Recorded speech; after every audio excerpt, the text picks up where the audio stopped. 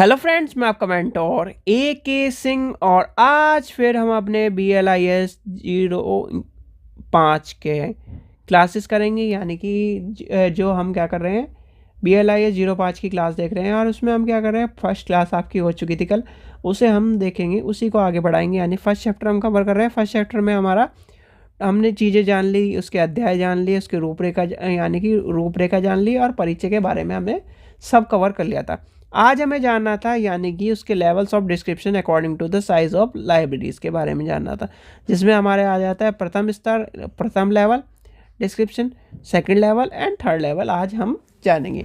तो समय व्यर्थ न करते हुए चलिए शुरू करते हैं। सबसे पहले क्या करना है, वीडियो को लाइक करना है, चैनल को सब्सक्राइब करना है, वीडियो को ज़्यादा शेयर करना है और टेलीग्राम ग्रुप को ज्वाइन करके रखना है, जिससे आपको इंपॉर्टेंट इन्फॉर्मेशन मिलती रहे। तो आज का है यानी कि जिसे हम लिखेंगे ग्रंथालयों के आकार के आधार पर विवरण के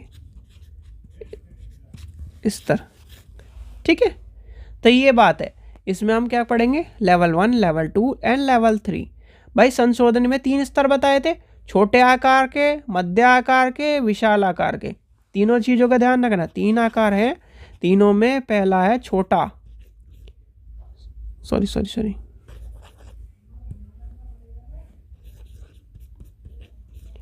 छोटे, मध्यम, विशाल।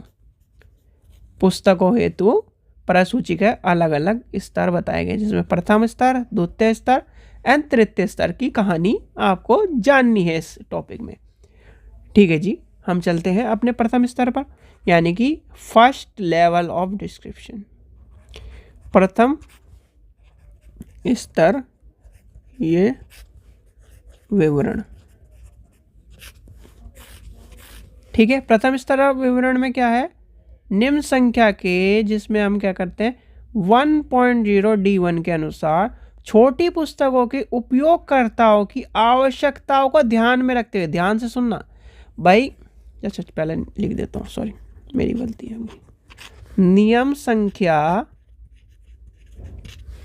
1.0 D1 के अनुसार क्या करना, किसके अनुसार, 1.0 D1 के अनुसार छोटी पुस्तक, जो छोटी पुस्तकें होती हैं उसमें पुस्तकालय के उपयोगकर्ता की आवश्यकताओं को ध्यान में रखना है। हमें क्या करना है, जैसे मैं हूँ आपके यहाँ रोज आ रहा हूँ आपकी लाइब्रेरी, तो मैं क्या हो गया, आपकी पुस्तकालय के उपयोगकर्ता हो गया। अब उसकी आवश्यकता, भाई मेरी आवश्यकता क्या है, उसको ध्यान में रखते हुए आपको प्रसूची का उल्लेख करना है। क्या करना है, सूची का उल्लेख करना है। इसमें ग्रंथ की पहचान के लिए ग्रंथ की क्या करना है आपको, सूक्ष्म यानी लिखिए संक्षिप्त लेखन का निर्माण करना है। ठीक है, इसी के अनुसार आगे जो चीज़ें हैं उसका यानी कि मुख्य जो चीज़ें हैं उनका सम्मिलित करना है, शीर्षकों को डालना है, दायित्व देखना है, संस्करणों का ध्यान रखना है और कहीं ना कहीं आपको जो विशेष संस्करण है या फिर उसका दायित्व है और पुस्तकें जो भौतिक रूप से आपका संबंधित सूची का संक्षिप्त दिखाती है, उस चीज़ को लेके चलना है। अब इसमें क्या आ जाता है, इस चीज़ को ध्यान रख लीजिए, ये आपकी वैसे लाइब्रेरी की बुक में भी आपको दिया हुआ है। सबसे पहले आएगा टाइटल प्रिपेरेशन, लिखो टाइटल पर, फिर आएगा फर्स्ट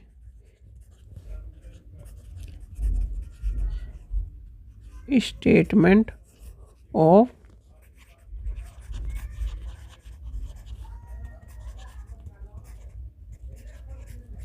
ठीक है, फिर आ जाता है इफ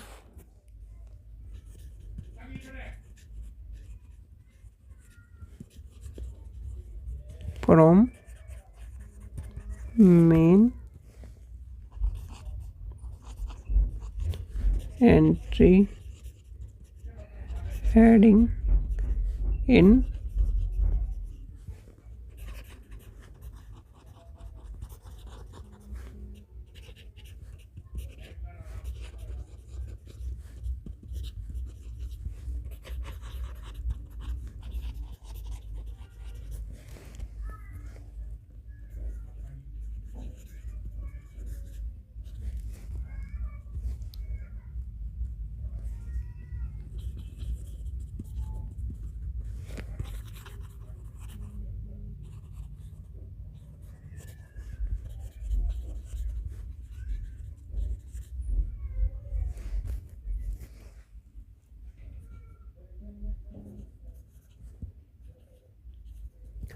इसे ध्यान से लिख लेना।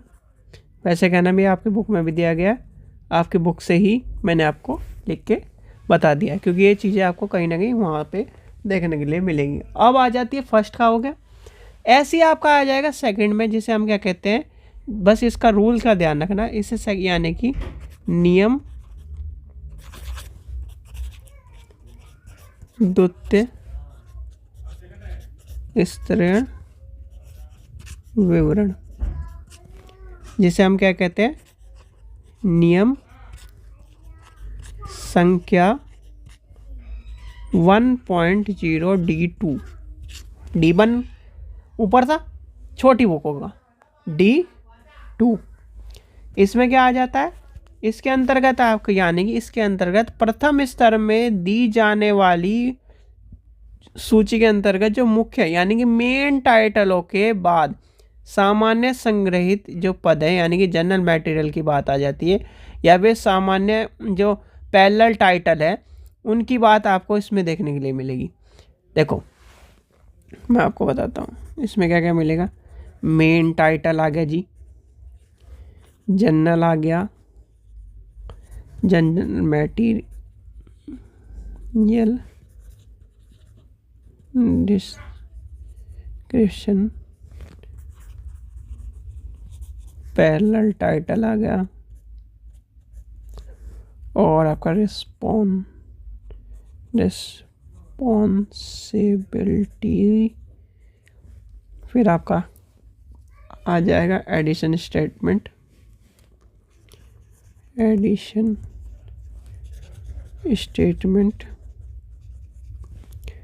और आपकी अब ये मैं एक चीज़ बोल दूं यहाँ पर, सारी क्लास अभी बंद हो जाएगी। जितना आपको यहाँ देखने के लिए मिल रहा है ये सिर्फ और सिर्फ आपका प्रैक्टिकल में ही काम आएगा, ठीक है। फिर आपका नोट्स आ जाता है, स्टैंडर्ड नंबर्स आ जाता है, नोट्स एंड स्टैंडर्ड नंबर्स, ठीक है। अब यहाँ पर कहानी किस तरह से आती है, ये एज इट इज़ आपका जो क्या है सेकंड लेवल ऑफ डिस्क्रिप्शन है। टाइटल प्रिपरेशन यानी कि टाइटल प्रिपेयर हो गया, इसमें पैरेलल टाइटल आ गया। फिर उसके बाद आपका क्या है जो अदर लिटिल इन्फॉर्मेशन है या फिर टाइटल है वो आ जाएंगी, एडिशनल स्टेटमेंट आ जाएंगी, फर्स्ट प्लेस के बारे में आ जाएंगी, एक्सटर्नल स्टेटमेंट के बारे में आ जाएगी, स्टेटमेंट रिस्पॉन्सिबिलिटी के बारे में आ जाएगी, ISSN नंबर के बारे में आ जाएंगी।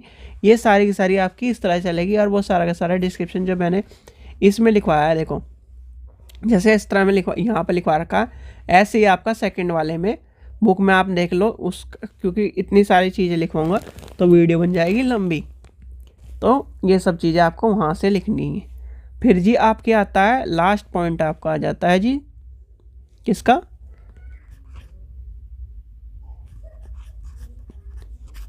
तृतीय स्तरीय विवरण, ठीक है।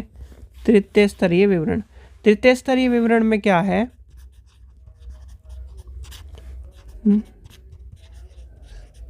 संख्या 1.0 D3। इसमें क्या है आपका तृतीय स्तरीय विवरण की जो चीज़ें हैं यानी कि जो वितरण की बात आई है इसमें क्या आएगा, इसमें आपका एक तो आपका हो जाएगा शोध ग्रंथ की बात आ जाएगी, किसकी बात आ जाएगी तृतीय स्तर में। एक क्या आ जाएगा जो डिस्क्रिप्शन है उसमें लिखते हैं विशाल और एंड शोध ग्रंथ कौन से होते हैं आपको पता है, जिसे कहना है आपने PhD या फिर इस तरह के जो कोर्स ग्रंथ है उपयोगकर्ताओं की आवश्यकताओं को ध्यान में रखते हुए कर रहा है। इसमें क्या आ जाएगा ग्रंथों का स्वरूप जो छोटा, मध्य, विशाल, ये भाई इसमें एक तरह से सारी, और प्रकारों के उपयोगकर्ताओं की आवश्यकताओं को ध्यान में रखते हुए ग्रंथों की सूची का विवरण करता है, और उसके ग्रंथों के जो द्वितीय स्तर में और जो कहीं ना कहीं जो चीज़ें हैं वो सारी की सारी इंक्लूडिंग इसके अंतर्गत आपको देखने के लिए मिलेगी। विद्यार्थियों के प्रायोगिक सूचीकरण की दृष्टि को द्वितीय स्तर पर के अनुसार एक तरह से निर्माण करा जाता है। भाई ऊपर बनी खिचड़ी फर्स्ट में, सेकंड में बनी, तो सारा का सारा जो आखिरी में उसी तीसरे में पहले दूसरे को डाल के सारी चीज़ें इंक्लूड कर दी जाएंगी। ठीक है, पहले में फ्रेश माल, दूसरे में क्या है ना उसी का थोड़ा सा इंक्लूडिंग कर लिया, तीसरे में सारा का सारा पहला और दूसरा और तीसरा इंक्लूडिंग कर लिया। तो इस तरह से चली है कहानी ये।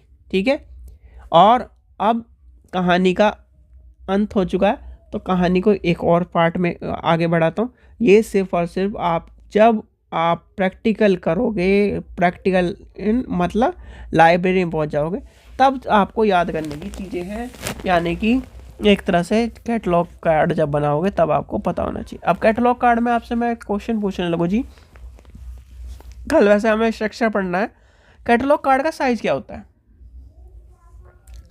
आप कैटलॉग कार्ड पढ़ रहे हो, कैटलॉग कार्ड का साइज पता है आपको? सबसे इम्पोर्टेंट क्वेश्चन है। अच्छा, अब कैटलॉग कार्ड का साइज क्या है? और जो भी स्टूडेंट यूजीसी नेट की तैयारी कर रहा है वो मात्र 100 रुपये में हमसे प्रीवियस ईयर ले सकता है। अच्छा, कैटलॉग कार्ड का साइज है जी आपका, सबसे पहले से आपको पता होना चाहिए। सबसे जितने भी स्टूडेंट्स हैं, अगर वाइवा होता है तो सबसे यही पूछा जाता है कैटलॉग कार्ड का नंबर क्या है, साइज़ क्या है, लिख लो। ठीक है, अच्छा अब इसे हम क्या करते हैं, अगर आपसे 12.5 का मतलब 5×3, ये भी ध्यान रखना। ठीक है, 5×3। अच्छा, अब ये बताओ ये इंच में है, ये सेंटीमीटर में है, या ये इंच में है, ये सेंटीमीटर में, ये का आपको कमेंट सेक्शन में बताना है। ये आपका आज का होमवर्क मान लो, या फिर आपको एक तरह से खोजना है, सर्च करना है।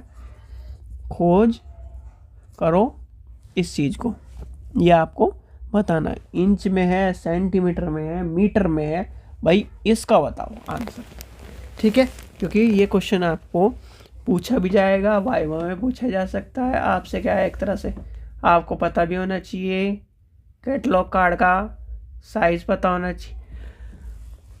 चाहिए, बॉक्स का पता होना चाहिए, पहला क्या लिखा जाता है ये पता होना चाहिए। ठीक है, अब कल आपका टॉपिक है स्ट्रक्चर ऑफ कैटलॉग कार्ड।